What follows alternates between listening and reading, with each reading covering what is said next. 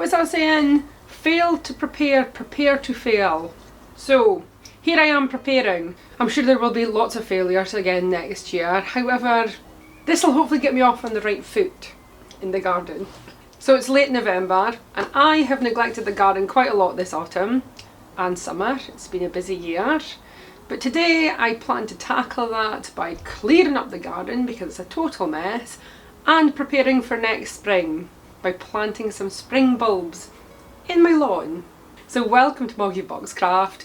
I'm Deborah and today I'm going to tidy my garden and show you what I'm planting for spring. Where do we even start? I've only got 3 hours of daylight to do this. Sunset is at 4. I think I might be pushing my luck with that one. I really need to be gathering up the leaves. They are all over the garden and it's such a mess. Especially when I'm trying to find dog poo to pick up because I don't want to stand in it and the poos blend into the leaves. But I'm going to save all my leaves this year so I can layer it into my compost next year. There's also a lot of like bits of wood all over the garden because we've got a wood stove and it's been chopping up wood. It's everywhere, all over the lawn. But with the shed being finished, we have finally set up the wood stores at the front of it.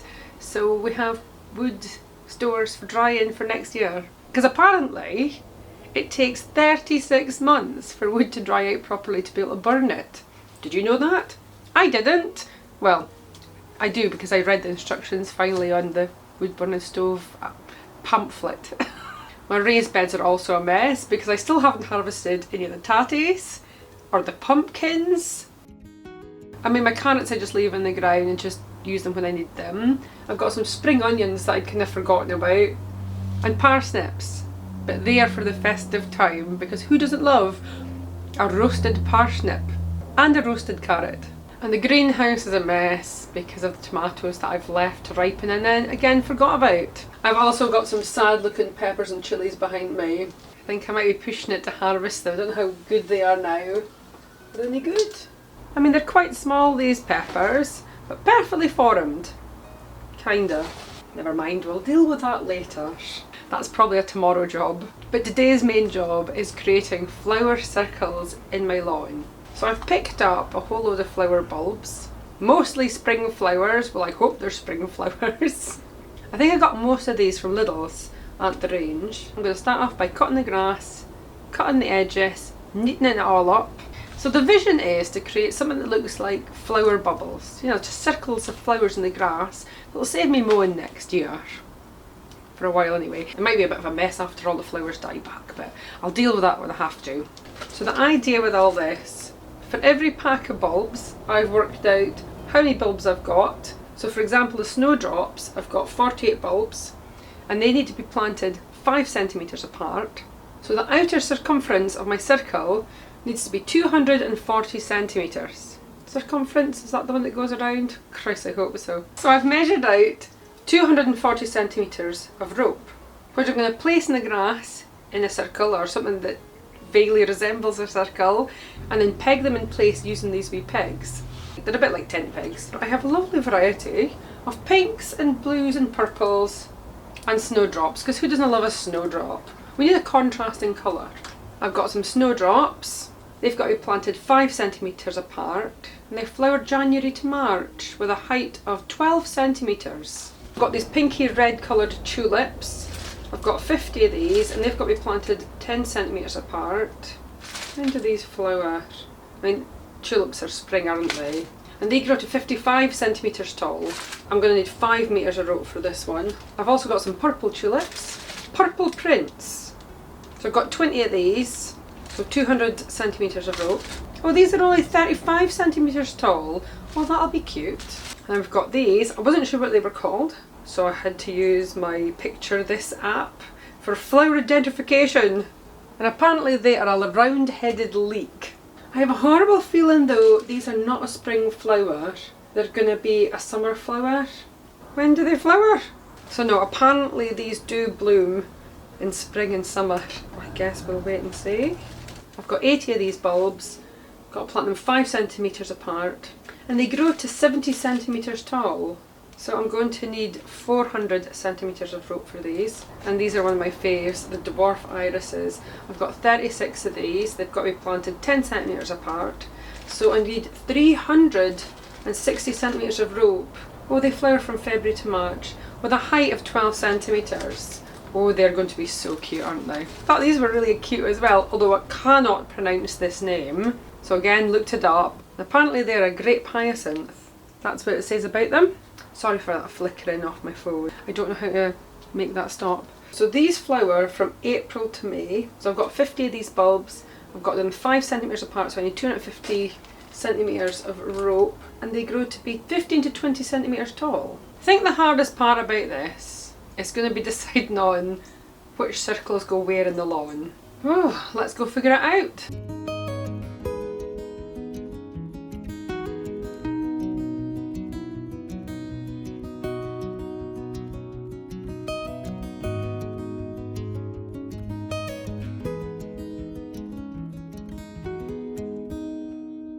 The pumpkins have been harvested.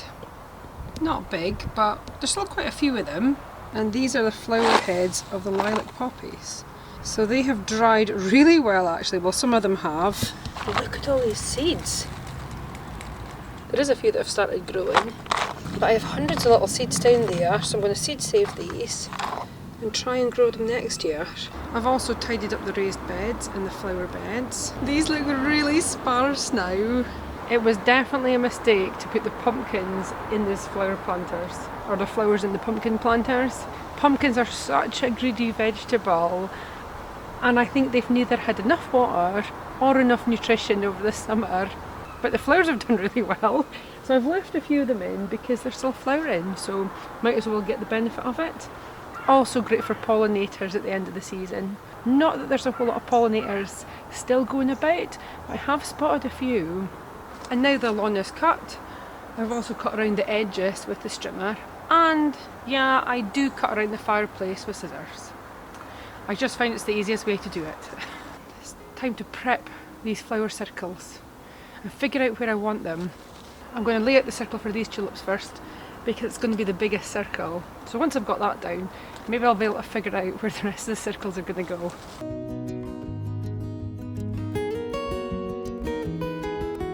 Next I've got the round-headed leeks. This is the second biggest circle. I suppose at this point I really should be starting to think about not just how big the circles are, but where the colours are going to come up as well, so it all kind of looks nice together. And the nice thing about laying it out first is I can always change it before I plant them. I think right now I've just got to get the circles down because I think it's going to rain. Next I've got the dwarf irises. It's definitely going to get harder and harder to decide where to put these. Do I overlap them? 3 circles down and I'm a tiny bit perplexed in what to do next. This may be a mistake, but I've made an executive decision and I'm going to split these bulbs up into smaller circles because I would quite like a flower circle within a flower circle. Does that make sense? I hope so. I'm going to crack on and get that done, and I shall get back to you when I've got a cohesive layout planned. I finally decided where all the flower circles are going to go, and I've got 20 minutes until the sun sets, so I'm going to lay out all the bulbs on the outside of the circles with enough space in between. Hopefully I've measured this correctly.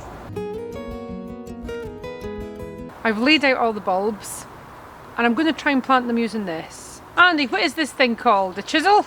That is a chisel. Excellent. I've laid out all the bulbs on this side and I'm going to try and plant them now using a chisel because that's the only thing I have. So yeah, let's crack on with it.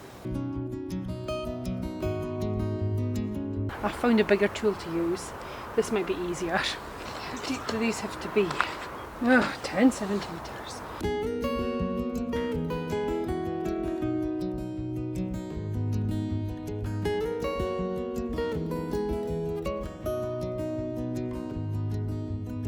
So now we just have to cross our fingers and wait till spring and hope I have beautiful summer flowers. Summer flowers? Spring flowers. Let me know in the comments down below what you're doing in the garden in November, and are you planting any spring bulbs, and if so, which ones? Or any you'd recommend, please do let me know. If you've enjoyed this video, leave a like, leave a comment, share and subscribe. Of course subscribing is optional, but it is very much appreciated. So thank you so much for watching. I'll see you guys next time. Bye!